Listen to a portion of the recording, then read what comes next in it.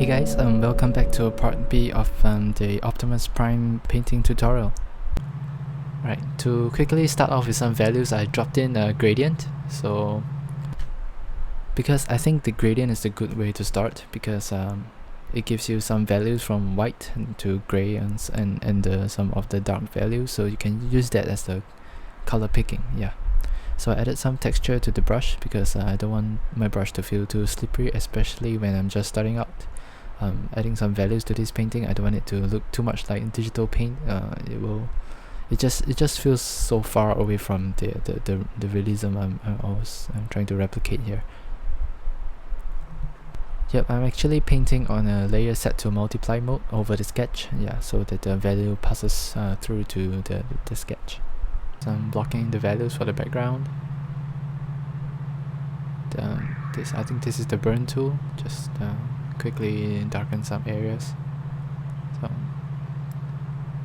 such as some clouds behind, some of the structures behind. I really cannot make out what's going on behind. So, and I think even in the final image, in the final painting, it's also not really clear what's going on behind. But but I guess it doesn't really matter.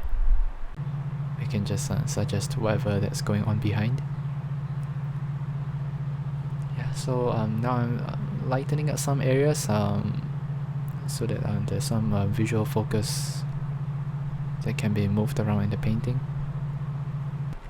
Alright, yeah, here comes the part where I really regret, because as you can see, I'm trying to paint some values over the sketch, but I have difficulty trying to see what's going on in the sketch. Like I couldn't figure out what's going on in the sketch and what am I painting, and so it was a bit confusing. And I like to paint on one layer only, so I merged my sketch down onto the paint layer, which proved to be a big mess because as you can see, I have some line art that's going on behind in the background, but I didn't want it in my final. But it's so eventually I had to spend quite a bit of time trying to paint it out. Yeah, so it wasn't a good idea. So I should have just used the sketch of Optimus Prime, just draw a lasso over him and then just merge his line art onto the current values I have, and then for the line art for the background I should just remove it. Yeah, so that was a mistake, so don't follow my mistake. So it's darkening some values here because his entire body is cylindrical, so it has to have some kind of a core shadow, as well as some rim lighting. The usual stuff. So I'm going in and blocking all the main light sources, as in the main values. Because you can see I'm a little bit distracted here because there's a lot of stuff going on in his body, and it's really difficult to concentrate on, as in to keep your focus on the large form. So this is actually not doing it right. I should have probably tried to separate the chest area from the stomach area. This kind of parts, try to separate the values more. So I'm using the movie poster as a reference, but I changed some stuff along the way because I think some stuff doesn't read too well. So I changed some values along the way. Right, so I'm just sketching in the neck area, the chin area. So the face is really where I spend quite some time on, because like I mentioned earlier, it's the one of the main reads, so I'm gonna spend some time on the face. Yep. So yeah, this blocking of values feels a bit I think I was didn't have quite a good sense of direction when I'm trying to blocking the values, because there are a lot of details on this robot and all this robot and mech stuff like that has a lot of details on them, and I tend to get distracted. So like the broad stroke you saw earlier, that broad stroke you saw earlier on the top part of the chest piece is is bringing the painting forward, but all this little stuff that I'm trying to add in here is really slow. So I think after some time I decided to use some photo textures and just throw them into this area so that I have some photo density going on, and I can use those values and try to paint it much faster. So you can see me adding in, I think, photo textures later. So this is, meanwhile I'm just struggling trying to paint in all the details, and especially because I was also trying to follow exactly to the reference as to what all these the little stuff are. So I think that was trying to remind myself of what the main reads are, as in which are the parts that I think should follow the painting, the reference. But there are some parts that, like those mechanical parts that are less in focus, can be just suggested along the way. So this is me trying to separate the arm.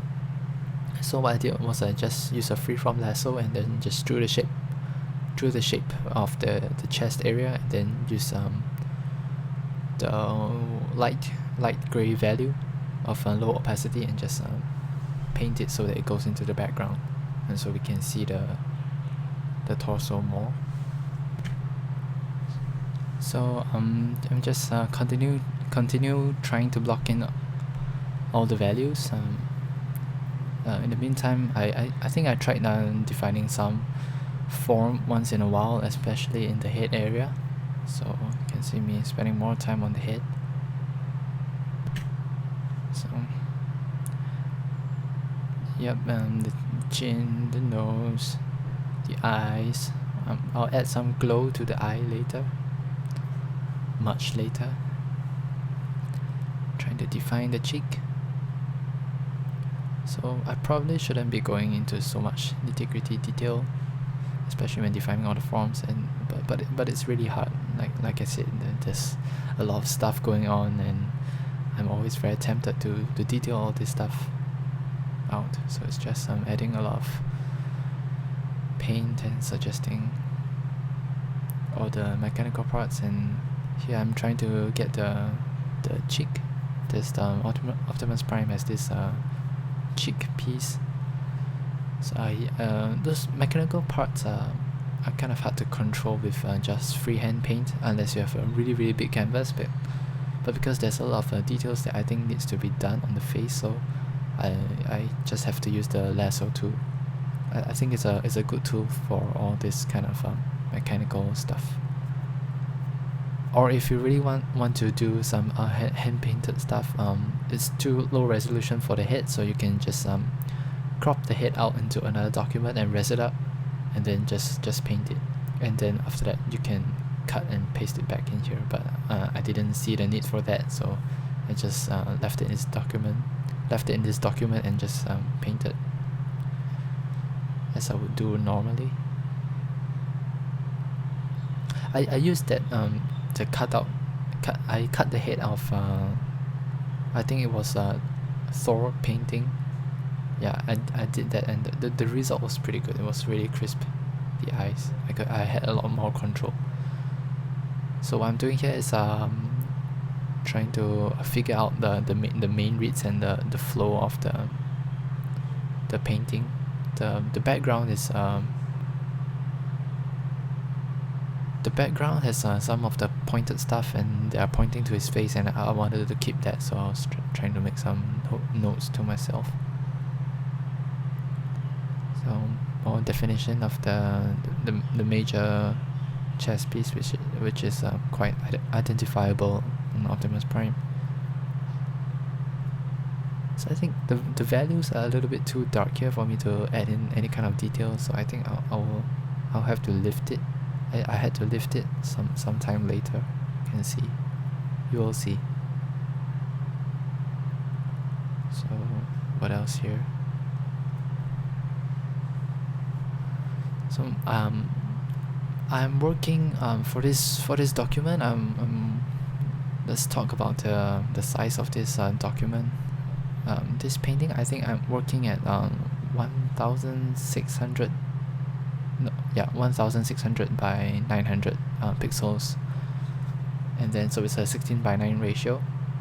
And then after that, when I'm about to color it or add detail or something like that, I raise it up to like 3200, just 2 times the size of this painting. Yeah, so I hope this tutorial is not getting too boring. Let me try talking about something else. I'm just going through the painting some arms, and there's nothing much to talk about it, so you guys can just look. Yeah, so painting Optimus Prime is quite fun. I think I had this illustrated storybook of Transformers, and there was this I think in the middle section of the book, there was Optimus Prime transforming from its robot form into the truck form, and I was quite fascinated by the illustration. Yeah, but it's a pity I didn't have like Transformers toys or anything like that to play with. Yeah. So but this I kind of like the way the earlier the ones in the book, how it transforms, because I could actually see the transformation, but not so much for the ones in these live action films.